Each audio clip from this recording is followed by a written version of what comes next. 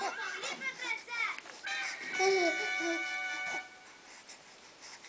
O que houve com o livro atrasado? Eu tenho certeza de que vão devolvê-lo antes que a biblioteca feche.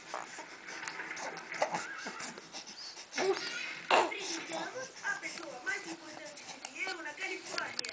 Dá uma mão aqui. Oh. Com licença, esse livro está atrasado, mas eu ainda não terminei de ler. Então eu estive pensando, você pode renová-lo? Mas é claro que eu posso. Que alegria, tenho mais que me apressar. Meu livro eu vou ler até terminar. Então, estou contente que usou a biblioteca e agiu corretamente.